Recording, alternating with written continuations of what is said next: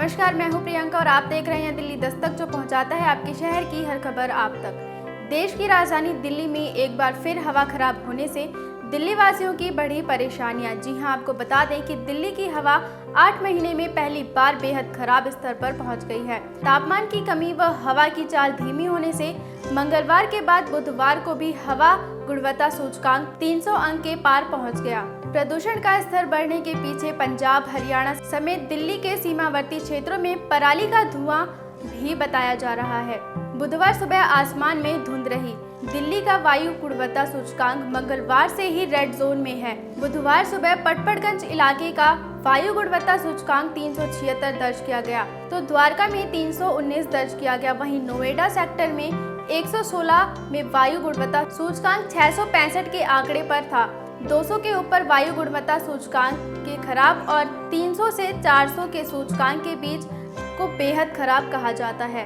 सफर के मुताबिक दिल्ली के पड़ोसी राज्यों में सोमवार को पराली जलाने के करीब 600 मामले दर्ज किए गए हैं। बीते 3 सालों में यह सबसे ज्यादा 2018-19 में इनकी संख्या 300 के आसपास रिकॉर्ड की गई थी। अब हम आपको बताएंगे कि मंगलवार को क्या था वायु का हाल। बावजूद इसके हवा की दिशा बदल जाने का असर दिल्ली पर कम हो रहा है। इसके उलट सुबह तापमान कम व हवा की चाल कम होने का सूचकांक 306 पर पहुंच गया था, लेकिन दिन की गर्मी में प्रदूषण की कमी आई। दिन भर के उतार चढ़ाव से सीपीबीसी का 24 घंटों का औसत वायु गुणवत्ता सूचकांक 300 पर टिका हुआ है। पहले हवा की गुणवत्ता बेहद खराब स्तर में 12 फरवरी को रिकॉर्ड की गई थी। द्वारका में 400 तक पहुंच गया वायु गुणवत्ता सूचकांक। वायु की गुणवत्ता खराब होने के पीछे सफर का आकलन पहले के अनुमान के मुताबिक हवा की दिशा उत्तर पश्चिमी से पूर्वी हो गई, लेकिन बंगाल की खाड़ी से चलने वाली हवा की चाल बेहद कम थी।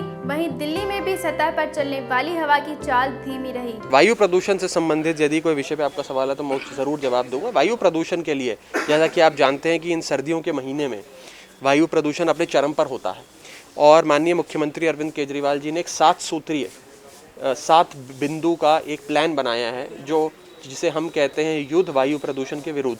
उसके अंदर कई सारी चीज़ें हैं जिसे दिल्ली वाले और दिल्ली सरकार मिलकर लागू कर रहे हैं, जिससे दिल्ली में वायु प्रदूषण का स्तर घटता है। लेकिन जो पड़ोसी राज्य हैं, जिसका जिक्र मैंने आज की प्रेस वार्ता में आपके समक्ष किया, हरियाणा है, उत्तर प्रदेश है, पंजाब है, इन राज्यों में यदि पराली जलाई जाएगी, डीजल जनरेटर सेट चलाए जाएंगे, कंस्ट्रक्शन डिमोलिशन वेस्ट उत्पन्न होगा, उसका प्रभाव पूरे उत्तर भारत पे पड़ेगा और दिल्ली में भी पड़ेगा। ऐसी ही तमाम खबरें देखने के लिए बने रहिए दिल्ली दस्तक के साथ। धन्यवाद।